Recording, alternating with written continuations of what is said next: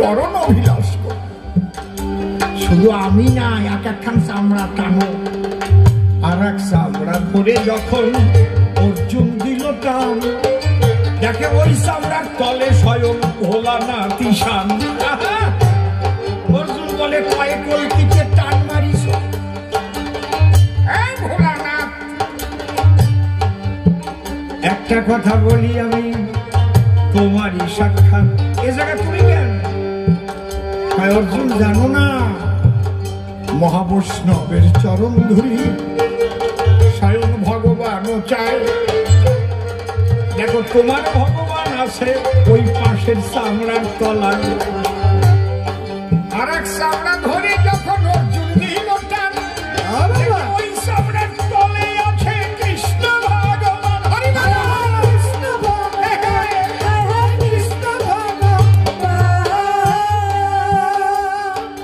তুমি কেউ জ্বালিয়ে মাছ কেটে বিক্রি করে, এ বাবা বাসু এই সহ্য করা যায়? ভক্তি যদি থাকে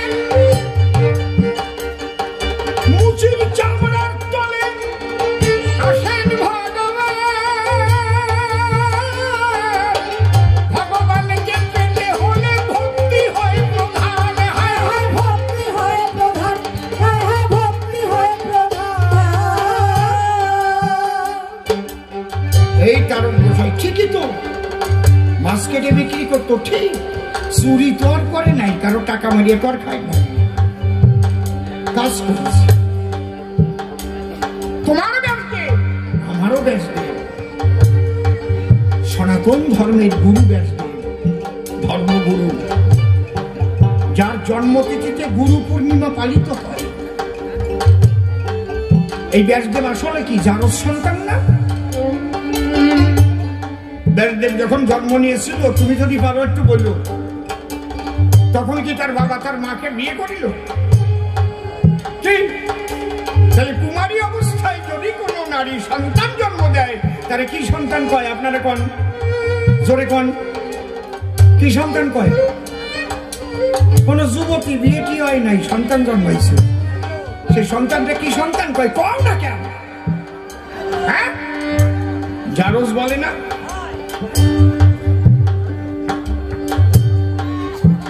বলো, সেই জারজ সন্তান সনাতনের কি করে ধর্মগুরু হলো? জন্ম নয় কর্মের দ্বারা মহান হয়েছিল। হায় হায় মহান হয়েছিল, হায় হায় মহান হয়েছিল।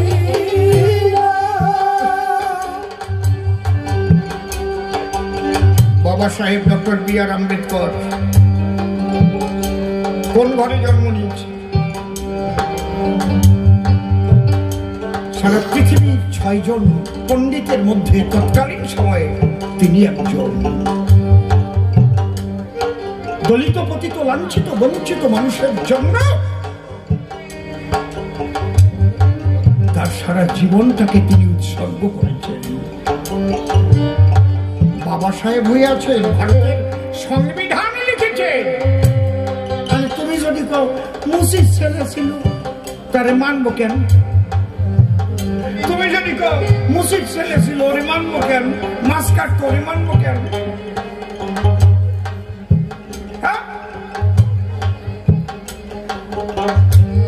তারক গোসাই দেখে লিখেছে, যা দেখেছে তাই লিখেছে, যারা না দেখে লিখেছে তাদেরটা মানতে পারবা, আর আমার তারক দেখে লিখেছে সেটা মানতে পারবা না।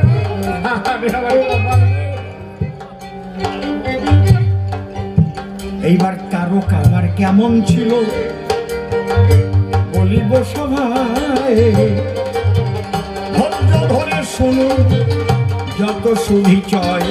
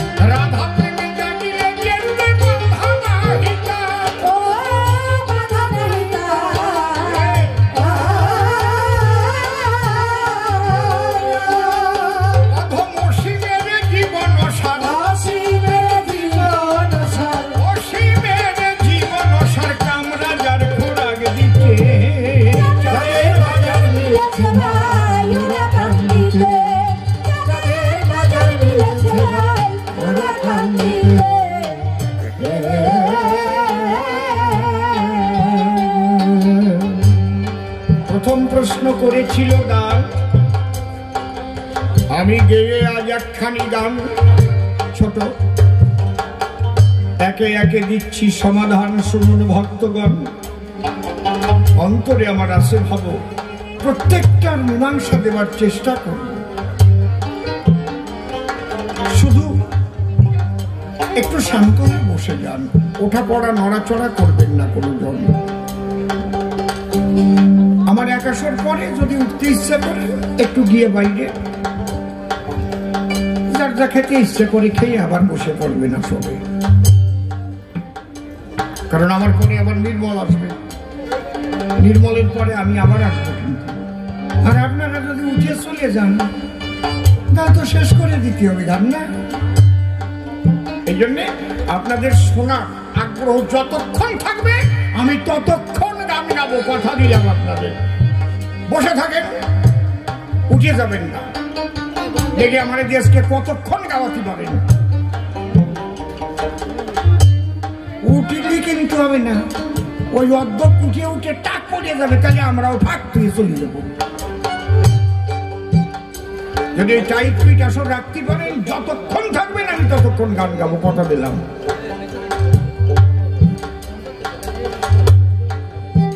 খালি তারক গোসাই দেখে লিখেছে। এইবার তারক গোসাই কেমন মানুষ? বাল্মীকি রত্নাকর ছিল, সাধনা করে বাল্মীকি হল। ব্যাসদেব দূরদর্শনের ক্ষমতা ছিল, ত্রিকালজ্ঞ, আমি মানি, প্রণাম করি। কৃষ্ণদাস কবিরাজ রাধা গোবিন্দের আশীর্বাদী মালা পেয়েছে, তার নির্দেশে লিখেছিল, মানি। এরা সবাই মহান, প্রণাম করি। দান আমি তোমারটা মানি, তুমি যদি আমারটা না মানো তাহলে তোমারটাও আমি মানি না। খারাপ কথা বললাম না, আমি তোমারটা মানি। এবার আমি বলতেছি তারক গুণমণি কেমন, শোনার পরে তুমি বলবা এসে আসলে তোমার কেমন লাগলো অন্তর। আপনারা শুনেছেন কোনো একটা বাড়িতে পুকুর কাটতে ব্যাঙ উঠেছিল, ব্যাঙের গায়ে সেটু লাগানো ছিল। কি শোনেন নাই? কেউ শোনেন নাই আপনারা? কেউ কয় না তো? হ্যাঁ, সেটা কাকে বাড়িটা জানেন? জানেন না। এই এশিয়া মহাদেশের সর্বপ্রথম ফোক লোর ডিপার্টমেন্ট, মানে লোক সংস্কৃতি বিভাগ, যিনি প্রথম কল্যাণী ইউনিভার্সিটিতে স্থাপন করেছেন, তার নাম প্রয়াত মাননীয় শ্রদ্ধেয় ডক্টর তুষার চট্টোপাধ্যায়। তার বাবার নাম নয়নাঞ্জন চট্টোপাধ্যায়, তার বাবার নাম দুর্গাচরণ চট্টোপাধ্যায়। ওনার বাড়ি অর্থাৎ তুষার বাবুর ঠাকুর দাদা কাজী ছিল।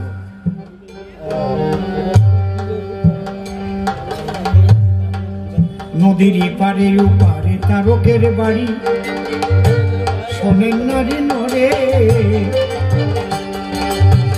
তারক সরকার কেমন মানুষ বলবো সভা পরে। ওই বাড়ি থেকেই কিন্তু তারক ভাগবত টাইটেল পায়। ওই দুর্গাচরণ চট্টোপাধ্যায় উনি বৈষ্ণব অপরাধ করেছিলেন। নবদ্বীপ পণ্ডিতদের কাছে গেলেন, এই অপরাধ থেকে কি করে মুক্তি পাওয়া যাবে। তারা বিধান দিলেন 7 দিবস, অর্থাৎ 56 প্রহর বাড়িতে ভাগবত পাঠ দিতে হবে, ভাগবত কথা চলবে অনবরত দিন রাত প্রহর, 56 প্রহর। অষ্টম প্রহরে তো একদিন এক রাত। তাহলে কয়জন পাঠক লাগবে? 12 24 ঘন্টা, রাত দিন 24 ঘন্টা। তাহলে পাঠক আসলো 12 জন। আরম্ভ হলো ভাগবত পাঠ। তারক গোসাই কবি গান করে ভাগবত পাঠের কথা শুনে পাঠে যাব বলে তখন ভাবনা জাগলো মনে। তা আগে যারা উচ্চ শ্রেণীর মানুষ তাদের বাড়ির মধ্যে তো সবার ঢোকার অধিকার ছিল না।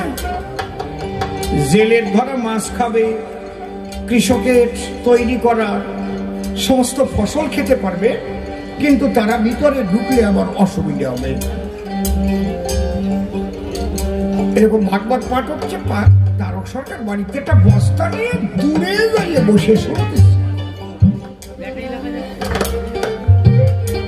ভাগবতে যেমন ধরেন একটা শ্লোক, নিগম কল্পতরুর গলিতম ফলং শুকম ফলামৃত দ্রব সংযুতম পিবত ভাগবত রসমালয়ং মুহুর মুহুর ভক্ত ভূমি বাবুকা। একটা শ্লোক, শ্লোকটা তো আমি বললাম, উচ্চারণ করলাম, কিন্তু ব্যাখ্যা নিগম কল্পতরুর গলিতম ফলং শুক মুখদামৃত দ্রব সংযুতম পিবত ভাগবত রসমালয়ং মুহুর মুহুর ভক্ত ভূমি বাবুকা। এই শ্লোক বলার পরে যখন এরকম ব্যাখ্যা করে, তারক গোসাই চিন্তা করে তাই শ্লোক তো ভালো, যেন চাঁদের আলো, কিন্তু ব্যাখ্যা করার সঙ্গে সঙ্গে যে অমাবস্যা নামাই দিল। শ্লোক যখন পড়ে তারক গোসাই আনন্দ ভরে, যে ব্যাখ্যা দেয় মাথা নাড়ায়। সব শ্লোকে নয়, কিছু কিছু শ্লোক। এইভাবে কয়েকদিন যখন কেটে গেল, পাঠকেরা দুর্গাচরণ বাবুকে ডাকিয়ে আনিল। বাবু ওই বস্তার উপর বসে থাকে, ওই লোকটা কোনজন? আমাদের পাঠে ভুল ধরে আমরা করি দর্শন, হায় হায় করি দর্শন, হায় হায় করি দর্শন।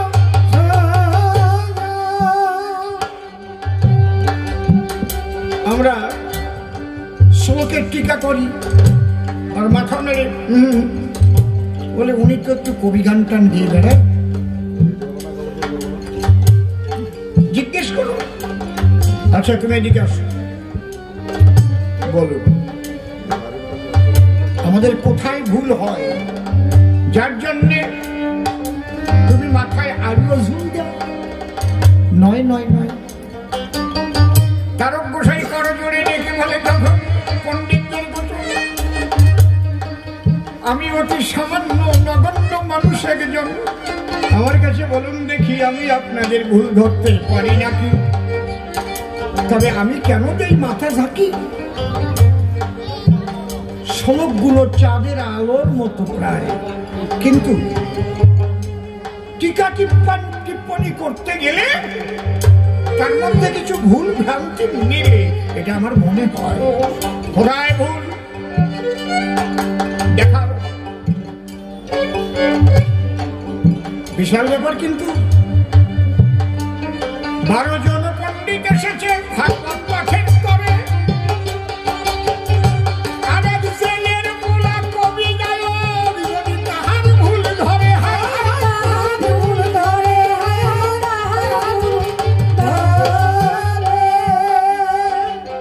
বুঝতে পারছেন কি বলছি? বলছে তাহলে আপনারা ওই 12 জনে 12খানা ভাগবত নিয়ে ওখানে বসে।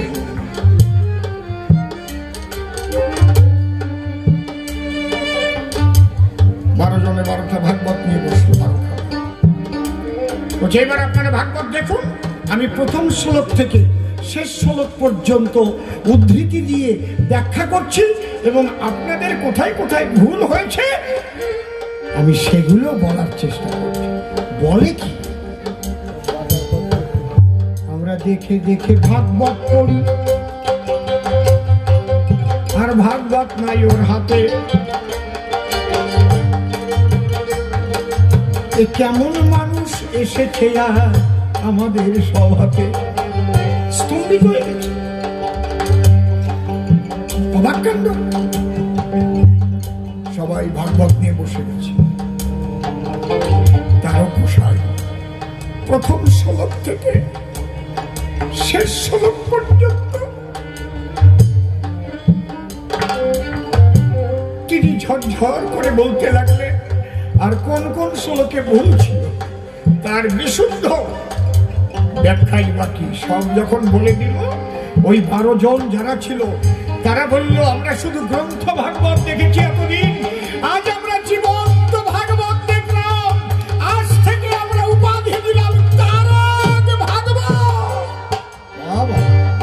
জয় জয় কবির সরাজ তারক ভাগবত প্রেমানন্দে হরি হরি হরি।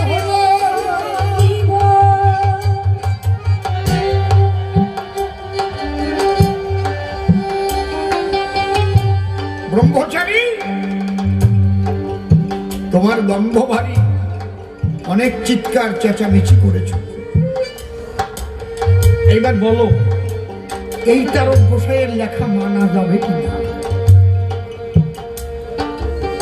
আরেকটা কথা শোনো, দীক্ষা 2 প্রকার আছে, একটা শাক্ত, একটা সাম্ভবী। সাম্ভবী দীক্ষা কারে কয়?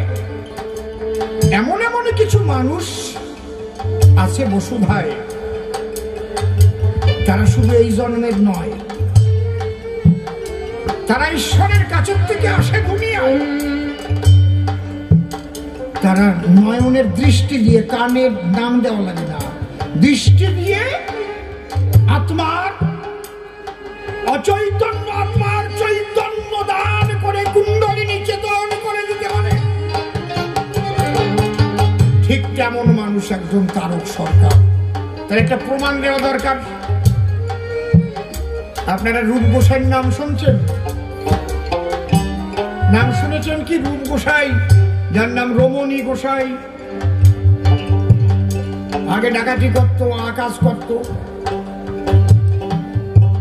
এবং মিলিয়ে পরগনার থেকে মিটিং করে তার ভাইরা লিখিত দিয়েছিল যে এনারে যদি তোমরা খুনও করি ফেলো, এরকম ভাই আমাকে দরকার নাই, ফেলো, আমরা কোনো কেস করবো না। এত বড় খারাপ। গ্রামে যদি সুন্দরী বউ কেউ বিয়ে করে আনত, আর ওই রমণীর যদি সেই রমণীর উপর চোখ যেত, তাহলে এক রাত রমণীরে ভোগ করতে দিতেই হবে। তাহলে কিরম মানুষ? কত সাধু মহাজন এনেছে তবে ভালো পরিবার নাই, কত কবিরাজের কবর তার অঙ্গে বেঁধে দে, হায় হায় অঙ্গে বেঁধে দে,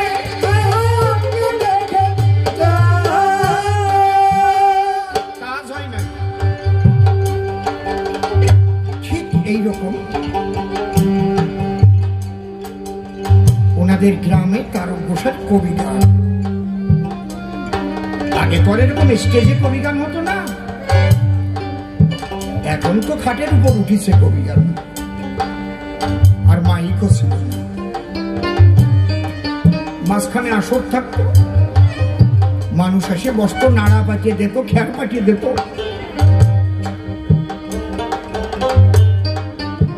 তো ওই রমণী তার গোসাই গান গাচ্ছে, এক কোনায় দাঁড়িয়ে গান শুনছে। কি দেখেছে সে জানে। ওই রাত্রি বাড়ি গিয়ে ভাইদের সন্নিধানে ডেকে ডেকে কয়, এই তোরা তো আমরা ভালো করার জন্য অনেক চেষ্টা করেছিস, পারিস নাই তো। আমার মনে হয় মানে ভালো করা মানুষ আমি খুঁজে পাইছি। যে লোকটা তারক সরকার নামে কবি গান গাইছে, তোরা যদি পারিস একবার ওই লোকটা আমাদের বাড়ি আনিস। আমার মনে হয় যদি ওই লোকটার চরণ ধুলি আমি পাই আমার মাথায়, তাহলে আমি ভালো।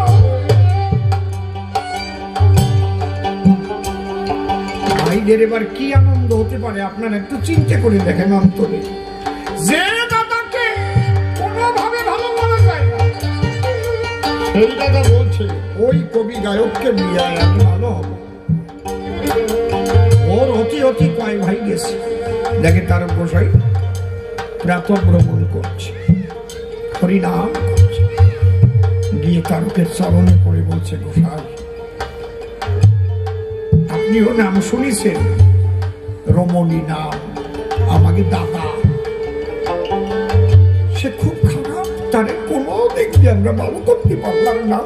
আপনার গান শোনার পরে ফিরে গিয়ে ঘরে বলেছে, ওই তার সরকারকে যদি আনতে পারিস তাহলে ভালো হবো।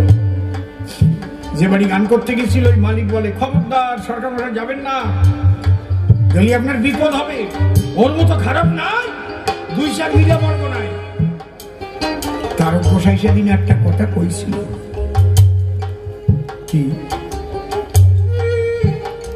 যারা ভালো পড়াশোনা করে তারা পরীক্ষা দেয়, পরীক্ষা দিয়ে পাশ করে, পাশ করে গেলি তারা তো ক্লাসে না তুলে পারা যায় না, কিন্তু যেগুলো ফেল করে তারা ক্লাসে আসবে কি করে? বাবা হরিচাঁদ সেই ফেল করা গুলোকে ক্লাসে তোলার জন্য এনেছে। তোমরা যত খারাপ বলবা আমি তো সেখানেই যাবো। দেখবেন কোন কোন গুরু আছে গরিব শিষ্যর বাড়ির মধ্যে যায় না, বড় দালান যে বাড়ি সেই বাড়ি যাবে, যে একটু বেশি টাকা প্রণামী দেবে সেই বাড়ি যাবে, তারা কোলেটা নিয়ে আরে চাকিয়ে ধরবে বটে বাবা।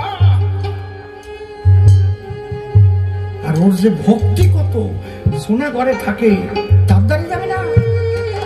কিন্তু আমার তারক বলেছে, আমার হরিচাঁদ দেখেছে এই অবহেলিত পাপী তাপী উদ্ধার করবার জন্য হরিনামের দালাল আমি যাবো সেখানে। তারক গোসাইকে নিয়ে যখন ওরা বাড়ি এলো, ওদের বাড়ির সীমানায় যখন তারক পা রাখিল, রমণী গলায় গামছা নিয়ে দাঁড়ায় আছে। শুধু তারক গোসাই এক নজর তাকিয়েছে, দৃষ্টি দিয়েছে, ওই দৃষ্টি দিয়েই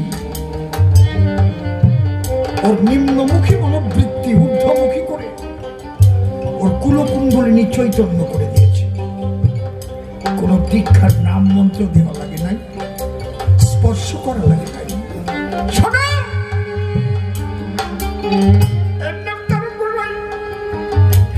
যখন দৃষ্টি দিল, রমণী দুই বাহু তুলে হরি বলে নাচতে লাগলো।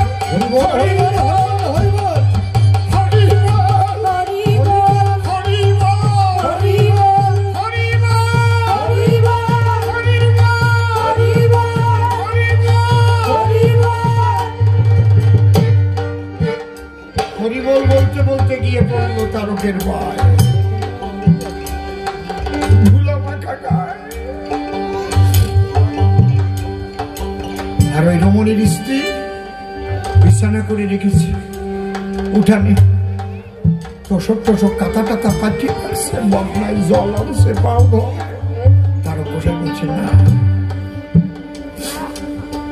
মা, যা হবার তা হয়ে গেছে, আর তো ভয় নাই, আজ থেকে হবে এই রমণী রমণী গোসাই। অত ভালো পুরুষ, চেহারাবান পুরুষ অত ওদের মধ্যে খুব কম ছিল, এই জন্য নাম ছিল রূপ গোসাই। বলে, মা আমার কাজ হয়ে গেছে, যে জন্য ঠাকুর আমাকে এনেছে, আমি এবার ছুটি নেব। তখন ওই রমণীর স্ত্রী গিয়ে রমণীর কানে কানে কয়, ওই যে দেখো গোসাই বিদায় নিতে চাই। রমণী বলছে, তুমিও চলে যাও। রমণী যে প্রেমের সন্ধান পেয়েছে আর কিছুর দরকার নয়।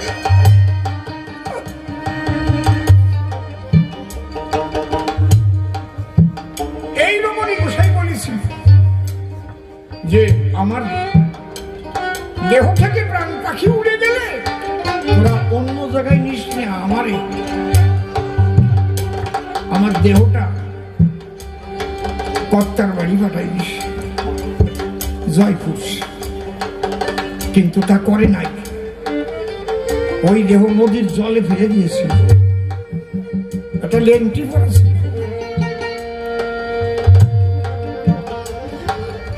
ওই রমণীর দেহ নদীর স্রোতের উল্টো দিকে উজানে চলছিল একদম। কোথায় চলে গেল? উজানে চলতে চলতে লেন্টিটা ভেসে এসেছিল, সেই লেন্টিটা সমাধি হয়েছে, দেহ আর পাওয়া যায় নাই। শুধু দৃষ্টি দিয়ে মহামানব তৈরি করে। তার নাম কি?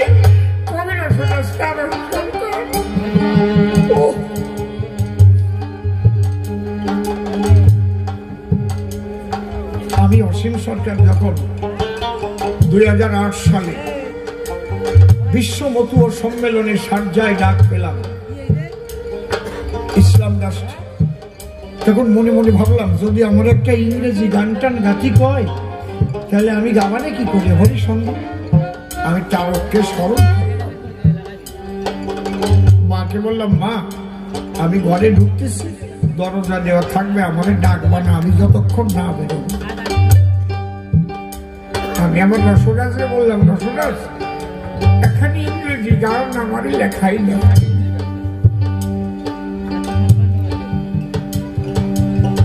সকালে ঢুকেছি, আমার তারক সাদের কৃপায় সেই গানটা তখন হয়েছিল, For you are my security, so I have got a very beauty, my duty is always your name. You are my security, so I have got very beauty, my duty is always your name. I thought I am the greatest leader. All things are your name. My duty is always your name. You are my security, so I have got very beauty, my duty is always your name.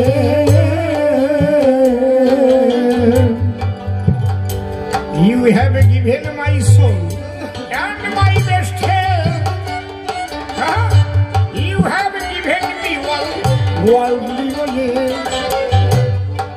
গানটার অর্থটা হচ্ছে For you are my security, কারণ তুমি আমার রক্ষক। So I have got very beauty, যার জন্য আমি আমার সৌন্দর্য পেয়েছি। My duty is always your name, আমার কাজ সব সময় তোমার নাম করা প্রভু। হরিনাম হৃদয়ে জড়িয়ে রাখো সবাই। For you are my security, so I have got very beauty, my duty is always your name. I thought I am the greatest leader, but all things are your game. আমি ভেবেছিলাম আমি বড় কর্তা। I thought I am the greatest leader, but all things are your game. এখন দেখি সব তোমার খেলা প্রভু, তোমার সব। যে ফুল দিয়ে তোমার পূজা করি ওই ফুল গাছের মধ্যেও তুমি।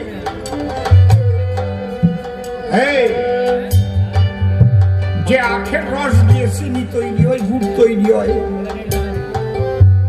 ওই আখ গাছের মধ্যেও তুমি। আরে ওই খেজুর গাছের মধ্যেও তুমি আত্মার রূপে আছো, আমার মধ্যেও তুমি, সবকিছুর মধ্যে তুমি। আমি যেদিকেতে ফিরাই আঁকি হরিময় কি দেখতেছি?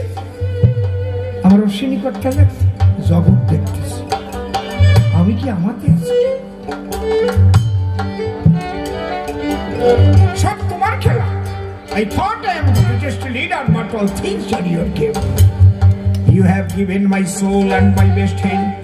তুমি দিয়েছো আমার সুন্দর দেহ এবং আত্মা। You have given me all worldly wealth. তুমি দিয়েছো পৃথিবীর সমস্ত কিছু আমার জন্য।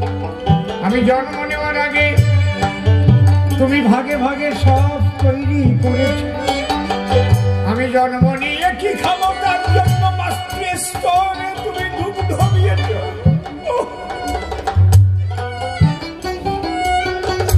আমি কি খাদ্য খেয়ে বাঁচবো তার জন্য তুমি অসংখ্য খাদ্য বীজ তৈরি করেছো। নদী ভরা জল, বৃক্ষ ভরা ফল, আকাশ ভরা বাতাস, অক্সিজেন তোমার সৃষ্টি। I thought I am the greatest leader, but all things are your gift. For you are my security, so I have got very beauty. My beauty is your name. For you are my security, so I have got very beauty. My beauty is your name. I thought I am the greatest leader, but all things are your gift. My beauty is your name. You are my security, so I am the very beauty. My beauty is your name. You have given my soul and my best health. You have given me all worldly wealth. So you are a very charitable man. So you are a very charitable man. No other can be the same. My beauty is your name. You are my security, so I have got very beauty. My beauty is your name.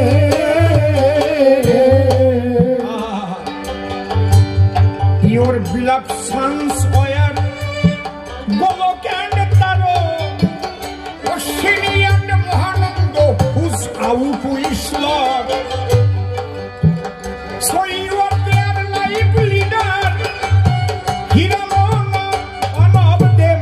My duty is your name. You are my security, so I have learned to be beauty is your name.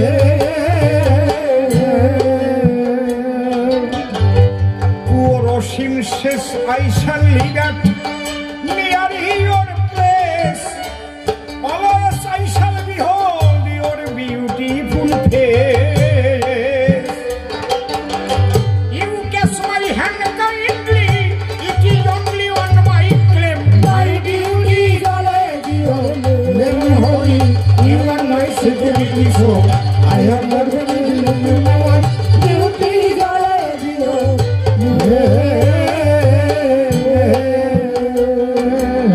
আমার তারক চাঁদের গুণ কাহিনী যদি সারা রাত্রি ভরে বলে যাই, কেউ কি তা ফুরাইতে পারে? তাহলে এমন মানুষ তার বসাই দিলাম নিদর্শন। কার লেখা বলো তুমি মানবে না কি কারণ? বলে হরি ঠাকুর নূতন কি দিতে এসেছিল, সেই কথা আসরে এসে একবার খুলে বলো। শোনো, একটু মন উড়ো তারা দেখতেছি কেন? মনের ভাঙন দেখতে পাচ্ছি, একাগ্রতা 1 লক্ষ। আচ্ছা, ঈশ্বরকে কিসে পাওয়া যায়? মন্ত্র করিয়ে, তাবিজ বানিয়ে, বিরাট মন্দির করে, বিরাট 7, 8, 9, 10 তলা মন্দির করলাম, একটা সোনা দিয়ে মূর্তি করলাম। এই শোনো, কিছুতেই পাবা ভাবে না যে যত বড় মন্দির ওই ওর ভিতরে ভগবান থাকে।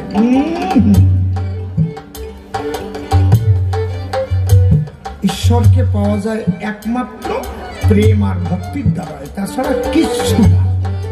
পোশাক আশাক এগুলো না। পোশাক আশাক কেন পরে? মনটাকে তৈরি করতে সহায়ক হয়।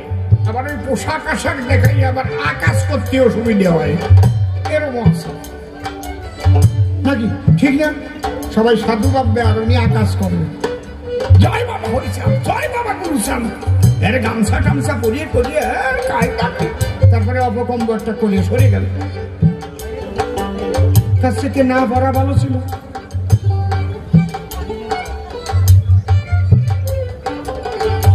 আসলে মূল হচ্ছে প্রেম ভক্তি। যদি তোমরা ঈশ্বরকে কেউ পেতে চাও, পাবে শুধু প্রেম ভক্তিতে, এটা জেনে লও। এই বেহালাটা আউটে আছে, এই বেহালাটা আউটে আছে, আউটে শোনা যাচ্ছে না, খালি এই মনিটরে দিয়ে দিয়েছে। আর একটু দাও, দাও বড় বক্সে দাও, আর একটু দাও।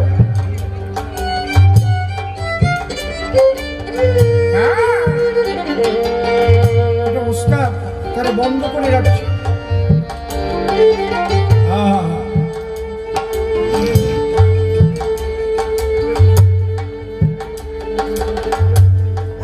আচ্ছা, এই প্রেম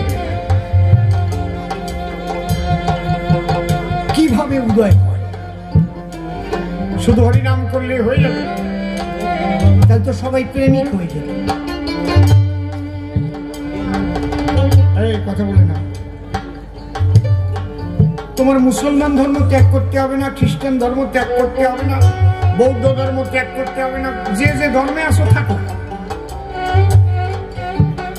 হরি ঠাকুরের মাত্র কয়েকটা কথা, এই কয়েকটা কথা তুমি যদি মানতে পারো তাহলে তুমি একজন প্রেমিক হবা।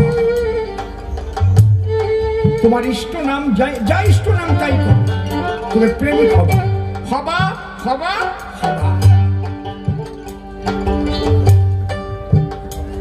সে কি সুরগুলো দেখবে। বিশেষ করে পৃথিবীর অধিকাংশ মানুষ তো সংসারী।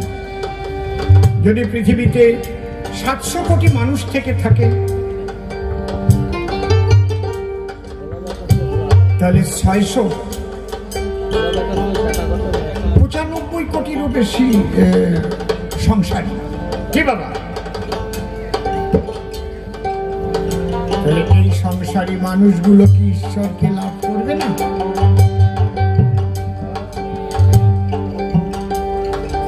লয়ে নিজ নারী ব্রহ্মচারী, সৎ চরিত্র রবে, হাতে কাম মুখে নাম, সদা সত্য কথা কবে। মুসলমান হোক কোনো অসুবিধা। এই আমার নাম একটু দেখো, পাচ্ছি না মনিটরে। সদা সত্য কথা বলবে, নিজের স্ত্রীকে নিয়ে সৃষ্টিকে বজায় রেখে পিতৃধনকে বেবিচারে নষ্ট করা থেকে রক্ষা করতে হবে। বিশ্ববাসীর কল্যাণের জন্য হরিচাঁদ ঠাকুর এসেছিলেন।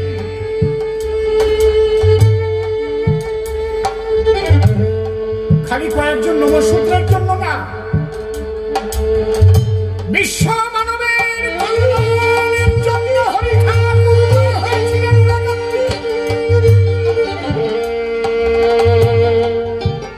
এই বার্তা যদি দেওয়া যায়, এই বার্তা যদি প্রতিষ্ঠিত করা যায়,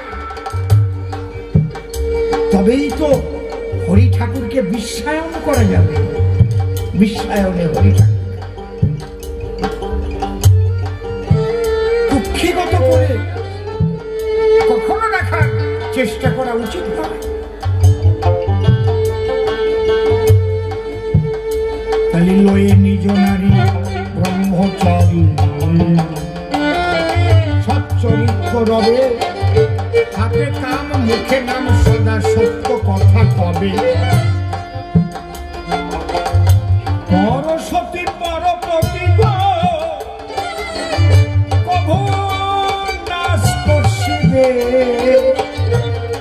না ডাকিলে হরি তোমারে ডাকিলে। সত্যবাদী জিতেন্দ্রীয় হইবে যে না থাকুক তার ক্রিয়া কর্ম হরি তুল্য সেই। এই কয়েকটা কথা আর দরকার নেই, একটা মানো তো সত্যবাদী জিতেন্দ্রীয়। তাহলে তুমি হরির তুল্য হবা, অর্থাৎ তোমাকে পূজা করলেও সেই হরির পূজা করা হবে। যদি তুমি সেই মানুষ হতে পারো তাহলে ওই মানুষ তোমার ভিতরে জাগ্রত হবে।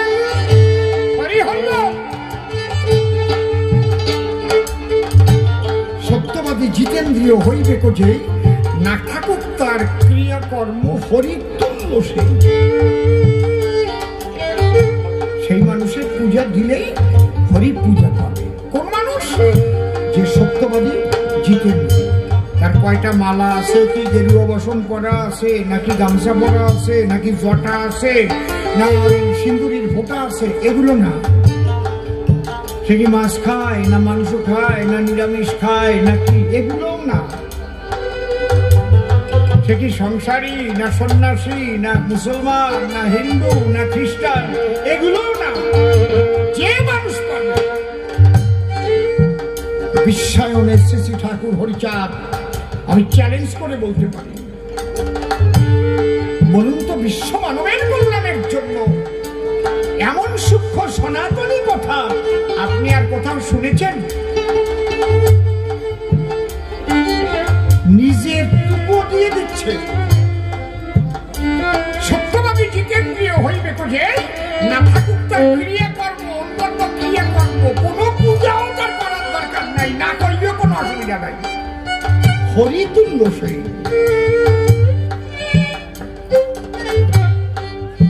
সর্বানন্দ যদি পারো এমন কে কোনদিন বলেছে কিনা? তুমি এসে সভা পাশে করো আলোচনা। তন্ত্র মন্ত্রের দ্বারাই হয় না ঈশ্বরের ভজন। ঈশ্বরকে পেতে গেলে এক প্রেম প্রয়োজন। সেই প্রেম জাগাতে হলে পানিগুলো মেনে ইষ্ট নাও জপ তোমরা বদনে। এই যে উচ্চস্বরে হরি নামে মতুয়ারা মাতাল দেয়, এই মাতোয়ারা হয়ে যায় বলে তাই মতুয়া চাই।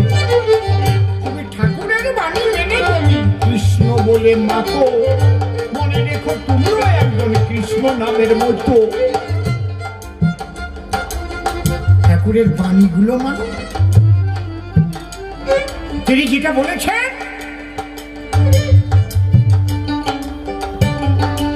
তুমি তোমারই কায়দার কথা কয়ে গেলে। একেবারে কৃষ্ণ বৃন্দাবনে নিষ্কাম প্রেম করেছে গোপীদের নিয়ে। এতে যে কি সর্বনাশটা হয়েছে তা জানো? আস্ত করেছে এক গোসাইর মনে মনে ইচ্ছা হয়েছে যে কৃষ্ণ রাস করেছিল, আমি একটু রাস করবো। তা রাস করার আগে যারা বস্ত্র হরণে পরিপক্কতা লাভ করে একমাত্র রাসে তারা যেতে পারে। এ কিন্তু মিথ্যে কথা না, বানানো গল্প না। এসমন কোন জায়গার ঘটনা খালি গ্রামটার নাম, কোন মানুষটার নাম কইস না। জ্বর খালি আমরা জানি, নাম কব না। নাম করলে অনেকে চিনে ফেলবে নি। গোসার নাম আছে, ভালো নাম। উনি যাইয়ে বাল্য বিধবা দেখে দেখে শিষ্যানি বানাইছে, গোড়া আষ্টেক বানাইছে, অষ্টসখী তাকে নাম দিয়েছে। বুঝেছ? ললিতা, বিশাখা, ইন্দুরেখা, বৃন্দা, চম্পকলতা, কায়দা কত। এখন তাদের বলতেছে শোনো, আমার তো একটা আকাঙ্ক্ষা জাগিছে, আমি একটু রাস করবো। তা রাসের আগে হচ্ছে বস্ত্রহরণ লীলা। এই বস্ত্রহরণ লীলায় পরিপক্কতা লাভ না করলে তারা তো রাসে জায়গা পায় না। বলছে গুরুদেব যথাজ্ঞা, কি করতে হবে? গুরুবাক্য শিরোধার্য।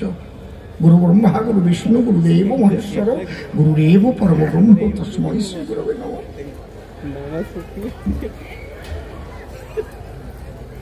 একটা পাটের গুদম ছিল, পাটটা খালি হয়ে গেছে, বেশ ভালো ঘর, একটা মাত্র আড়া।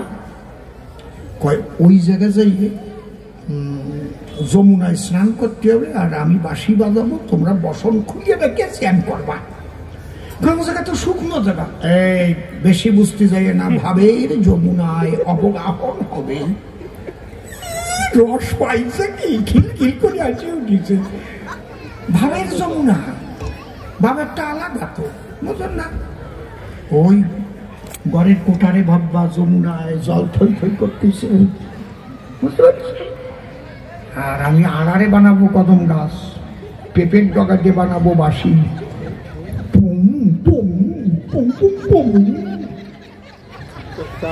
এত সময় রস পাই নাই, এইবার রসাই উঠেছে কেমন না। এত সময় মনে মনে ভাবিছে তাই, অসীম বাবুর কি আগের মতো রস নাই? আছে, আমি মরি নাই এখনো। ওকে নিয়ে ভিতরে ঢুকাই নিয়ে গোসাই পাতা বাহারের পাতা দিয়ে চূড়ো বানাইছে, লম্বা চূড়ো, কৃষ্ণের চূড়ো তো এইরকম চূড়ো বানাইছে, বাঁশি বানাইছে পেঁপের ডগা দিয়ে। আর ওরা যাইয়ে চান করবে, সব কাপড় চোপড় খুলিয়ে রাখছে। আমার না এসব বাজে কথা ভাল লাগে না, লজ্জা করে, তুমি সত্যি মাইনি। দুই একটা না বললে ওরা বলবেন যে না রস শুকোই গেছে। উনি বেশ কাপড়গুলো দিয়ে আড়াই ঝুলে ঝুলে রাখছে, কদম ডালায় রাখিছে। আর পু পু করে পু